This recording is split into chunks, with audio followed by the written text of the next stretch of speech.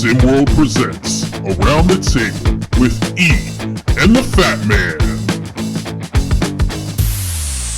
What's up, everybody? It's me, it's the B.O.B., and I'm here with my man, E. How are you doing today? I'm good. I'm enjoying my 2023 so far, and I hope you are too, my friend Big Bob. Absolutely. I know it's a new year, same SimWorld, better SimWorld, actually. New and improved. New and That's improved. Right. So this is Around the Table. That is E. Man, this is Around the Table with That's E right. and the Fat Man. That is E. I am the Fat Man. And this is where we just pretty much talk about anything that we want, really. Primarily sports, obviously. So what do you want to talk about today, E? Well, talking about the new and improved SimWorld already, and one of the new improvements has been the preseason tournaments, which I've definitely enjoyed. All of the Basketball Without Borders events, all of the tournament events, the 3-on-3s, the 5-on-5s.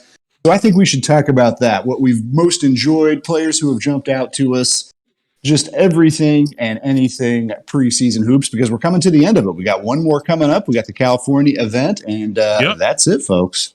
Oh, yeah. So is there a particular tournament this season that stuck out to you, or one that you enjoyed the most? Well, I mean, I'd have to give at least a little mention to the initial Sunset Ballers, the first one, just because it was the first one. It was the first one, and that's where, kind of the what became Team Bay Breakers, Hyman and Pope and Anderson won that and kind of jumped out there. But actually, that's not the one I'm going to nominate. I'm going to take my favorite, which was the Big Apple Classic. Right. And by the way, it seems like that happened, I don't know, back sometime before COVID, but it was only a month ago when the Big Apple Classic went on. And I loved it because I thought it was a fantastic tournament. Look at the Final Four. You had Bilardi's team. You had Loveless's team going up against the Bay Breakers and Best Coast with Loveless and Bay Breakers being your finalists. Bay Breakers won in overtime, as I recall. And that thing was just loaded with talent. I mean, you had Bianco, you had Reza Red, you had, the Bay Breakers guys, Hyman and Pope and Anderson and Ship. And, just a great tournament. Really enjoyed it. Great location. I even got to call one of the games from the broadcast booth, so that always makes it a little special for me. I'd have to say the Big Apple Classic. Now, how about you, Bob? There's been a bunch to choose from. Any one particular jump out to you? Well, I'm going to crush you just a little bit here because Team Loveless actually won the Big Apple Classic. Team Bay Breakers got upset. Oh, you're right. I'm sorry. I misspoke there. That's right. Yes, I expected. Well, here's the thing, is I expected Bay Breakers to win.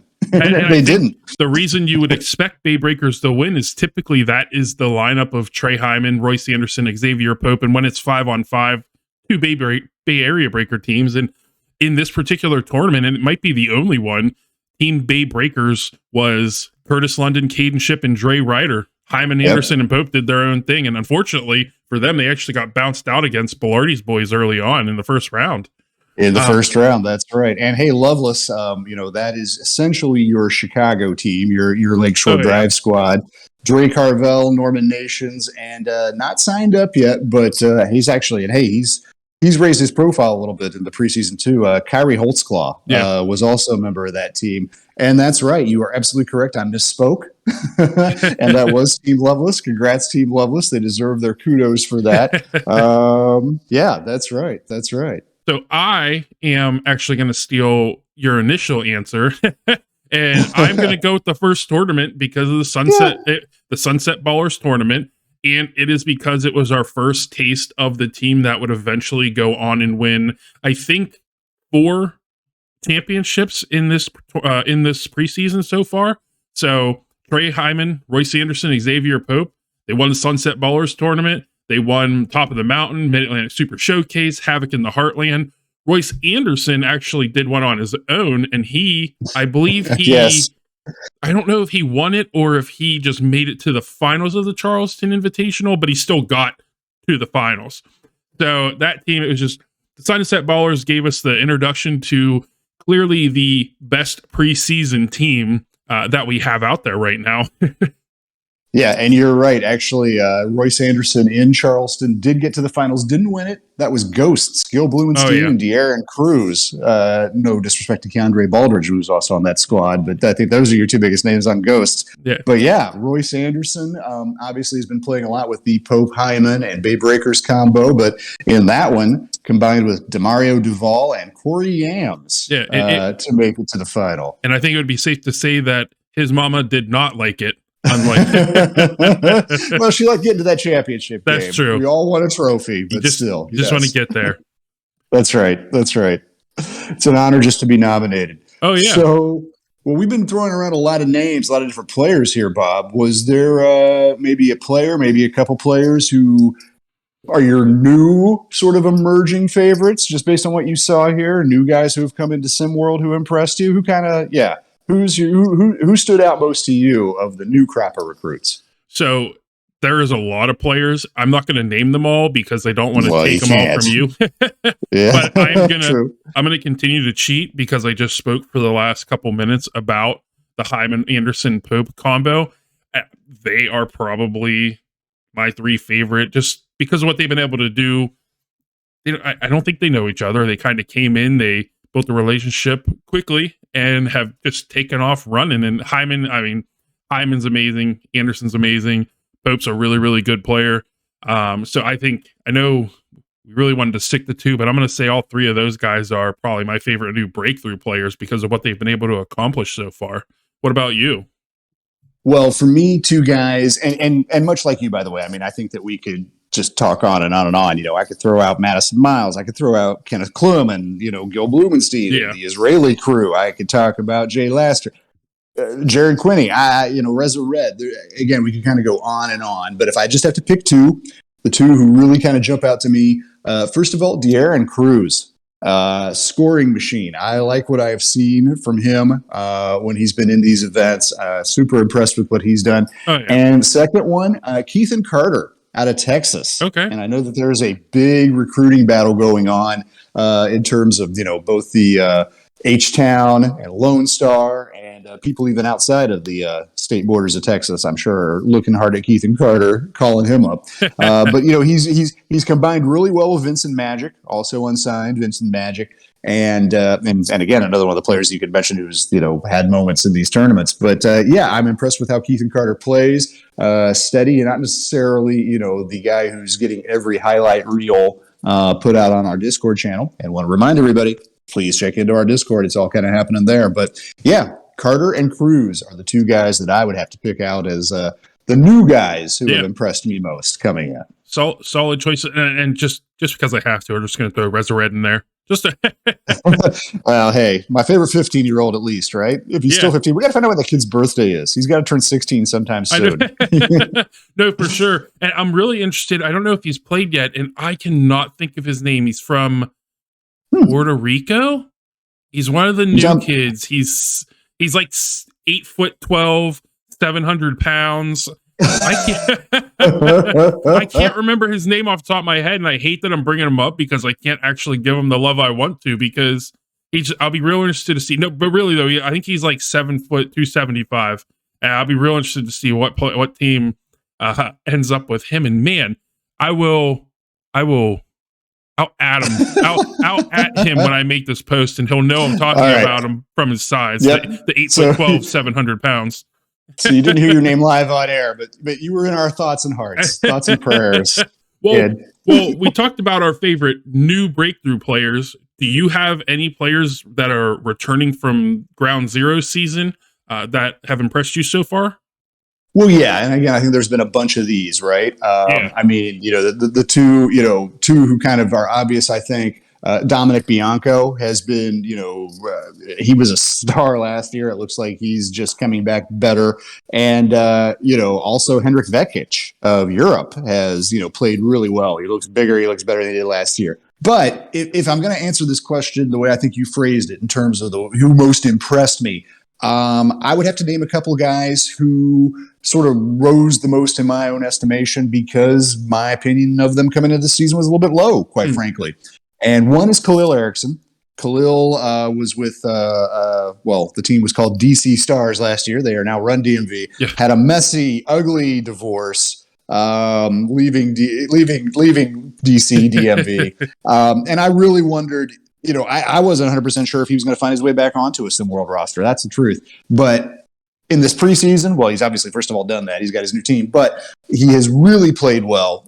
He's been a key piece. I don't know if he's going to be a guy who's going to put up 30 a night or something like that coming into the SimWorld season, but I think that he can help a good team be better. And I think that he has a future beyond this level now, too. So Khalil Erickson, number one. Secondly, this guy, there's no question that he has a big, bright future, probably a pro future ahead of him. Drake Harvell. But that said, Chicago, now known as Lakeshore Drive, underachieved a little bit last year, struggled, didn't win any titles, didn't win any tournaments. And they had some really great players, Gerald Carroll and Drake Harvell, most notably. And, Harvell, I've used the term volume shooter for him before, and it's not inaccurate, and it's probably not going to change. But what I've seen in the preseason, much more efficient, much more a kind of, component of a team rather than just a shooter out there. And I'm impressed with Drake Harvell, too. I expect bigger and better from him and from Lakeshore Drive this season. So anyway, I just monologued there for a little bit, Bob. I hogged the mic. You got a couple guys who impressed you, too, maybe, who are coming back? I do want to say I think Harvell was a perfect example of somebody who took the criticism to heart and went out there and really put the work in. I'm still not sold on Erickson myself. That's okay. It's the way that the season ended. I still left a sour taste in my mouth. But for me, two that have impressed me the most. So I'm gonna go with a more recent one that's impressed me. But before that, I'm going to go Henrik Vekic. I mean, Vekic was, he's been the top international player since he stepped on the court. Yeah. Or the fort, whatever. He's building forts out there. But again, that hurts me because I'm such a big Edgar Fernandez fan because of how well he played last year and just how much better he was than everybody else on the court in the international circuit. But Henrik is he's been the most impressive to me this offseason. But I'm going to go with Keontae Dior. Yesterday, during the tournament, during his game for Gotham 5, man, it's not the same kid. And a lot of people are going to say it's because all that talent they had last year, that talent is gone. And now we're seeing the new talent that's there, or not necessarily the new talent. In this case, it was the hidden talent. Right. Dior, he busted out 4 dunks in the game yesterday. He was playing like a man amongst boys yesterday, and it was just so impressive to see because I did not expect that from him. So I'm very impressed with him, and I'll be excited to see once Coach Bellardi is actually able to coach these guys in a game, how him and Mbako and Lovejoy and all of them are going to be able to succeed. Because if Dior is the low end of that talent, good luck everybody else. Yeah, fair enough. And I'm glad you brought up Keontae because he's definitely on Elava's very own best names in SimWorld team. I love the name Keontae Dior. It just sounds like a very fine luxury good to me, like a really nice watch or something. Like I think I could just rock a Keontae Dior or maybe a sports car. Like I just bought the 2019 Keontae Dior, man. I got it in gold. Or it'd be one of those weird cologne commercials. Is a Dior. Keontae Dior. But hey, no, you're absolutely right though. Like, I think that the talent was always there for guys like him and Raheem Dandridge as well on Gotham. But it's just hard to shine when you got guys like Che King and CMJ. yeah, exactly. Yeah. So those are your kind of returning guys. Well, let's talk returning teams. Let's talk the real season. Now that we've been talking about preseason all the rest of the show, who's your preseason number one? What have you seen out there? I think that there's a few teams in contention, but we're doing an informal poll right now. You got to cast your votes, Bob. Who is your number one team in SimWorld going into week 1, game 1? I have to. I'm going to go against everything that I feel is going to happen. And I'm going to have to go with Team Bay Breakers or Bay Area Breakers. Sorry, I'm using their preseason tournament name. It's just so, again, some combination of what that team is likely going to look like, because some of the kids are not committed yet.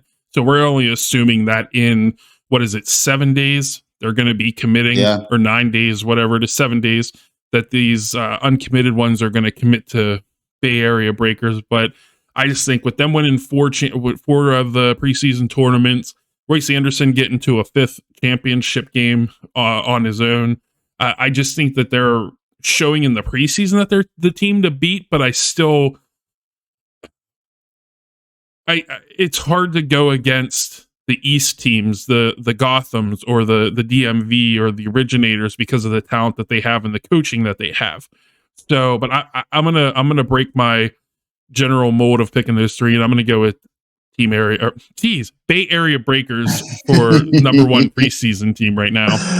Well, I'm going to make that unanimous, Bob. Particularly, I mean, I'll caveat it with assuming that Trey Hyman and Xavier Pope end up on that squad, and it would be beyond shocking if they weren't. I think that our friend and colleague Rick Blaze put it, the worst kept secret in SimWorld is that those two are going to end up out in the Bay. But assuming that they do, I mean, coming back with additional talent like Caden Shipp and Curtis London, who we've also got to see some in this preseason, based on preseason action, no doubt in my mind. And, when we put this to a vote, the media, the polls, it might even be unanimous number 1. I'm not sure if there's going to be a lot of dissension coming into this. That said, I think you make some great points. And, if I had to kind of pick a dark horse or maybe a second team to kind of be up there nipping their heels, I think that the Originators are a great call, because we haven't seen a ton of Originators playing in the preseason, and particularly we haven't seen DJ Wagner a lot, and that's a big wild card to me. So I think they have the talent, they have the coaching to certainly challenge, and they might be I use the term dark horse, and that's probably not the term to use. They're not going to surprise anybody that much. But Coach Dodge and company, I think keep your eye on them too. Wagner finally played in his first preseason game yesterday, or preseason tournament yesterday. He did not do a whole lot at all, but they also kept the ball out of his hands. And I think Rick had made the comment, it sounded like he was just going in, he's just on cruise control right now. And I get it. I mean, he wants to stay healthy. But I think there's a chance that we might see a different Wagner today.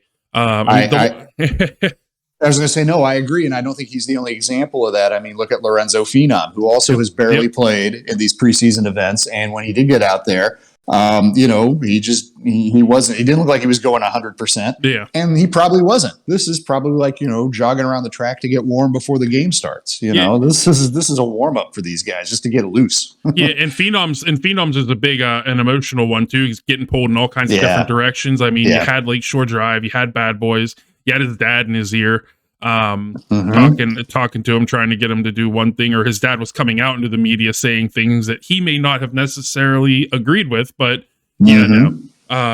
it's just we'll make some real decisions when we see these kids play in coach games in a month and 3 weeks ish. Coming up. Yep, coming up fast. But that is enough basketball. Actually, it's not enough basketball. We did some research so that we could get it on the podcast. Richard Hennessy was the unnamed player that we could not think of earlier. The 8'12", 700-pound kid coming into the sim world.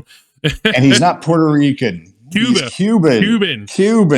That's what confused me there. Yes, he's a Cuban, and yes, he is a mountain of a man and a load. Absolutely. So it'll be interesting to see him come into the league. But enough basketball. We'll close this out with the college football playoff national championship is tomorrow at 8:00 or something like that. Georgia Bulldogs, TCU Horned Frogs. Who do you got? So I hate to kind of take the favorite and the easy one in this, and we didn't talk point spread. But Yeah. I think I think you got to go with Georgia here. Two things. I think Georgia got really tested against Ohio State. That didn't surprise me. Okay, I'm going to go back to point spread for a minute. Ohio State was somehow a touchdown underdog coming into that game. And look, I know that they looked bad, and and they did it in their own house, getting crushed by Michigan before this. But that's still a very solid football team, and they obviously pushed Georgia all the way. But I think Georgia will just kind of benefit from that. TCU, it's no disrespect to TCU, they're a good team. But if you go back and if you watch the game, if you remember, or go back and look at the box score, they had a couple of huge turnovers turning into scores against Michigan. There was some really kind of luck and it's a game of millimeters and everything else involved in this too. Everything just kind of went right for them in that matchup. I don't think just that statistically, odds wise, the universe will allow that to happen for two consecutive football games like that against top competition. And I expect Georgia to emerge a touchdown or two winner. You mentioned the point spread, but you never mentioned the actual point spread. Has we ever seen a point spread this big in a national? It's 13 right now. Yeah, that's big. Have we ever seen one that big in a national chain? I don't think we have. It's been a while, if it has. It's been a while. And unfortunately, I have to go with you on this one. I would love to see TCU win it because they're the underdog. They're a team that nobody expected to make it to the national championship. Probably at the beginning of the year, nobody probably expected them to win the Big 12. So, unfortunately, their top running back is hurt. Who knows if he's going to play? I would assume he's going to try and push it, but I mean, your star running back is not going to be 100% for this game. It's going to be Georgia, probably two touchdowns. Did I make the prediction last week that it was going to be like 45-17, or was that a different game? I'm going to say 45, so I'm going to stick to that. I remember saying that at some point, 45-17 Georgia. I think TCU will keep it closer. Although having the running back Miller is his name, who's 50-50 at best for this, out is going to be a problem. But like I said, TCU, I like their coach. I like Sonny Dykes. I like their team. They're gutsy. They're scrappy. They're not. I don't think they're going to be afraid coming into this. I will make my own personal point prediction. I'm going to make it 34-23. So I'm saying take the points with TCU, but Georgia is going to emerge from this back-to-back national title winners. There you go. Well, that was the end of the episode today, guys. I appreciate you, Eric. As always a pleasure to be here with you. Is there any final words from you? Only that it's always a pleasure to work with you too, Big Bob. And I'm excited for the final tournament coming up, for some of these recruits to start signing again. And then, hey, we got the SimWorld regular season. It's going to be on top of us before we know it. Yeah, month and 3 weeks. Be there, be square. All right, everybody. Have a good rest of your weekend. All right. Bye, folks.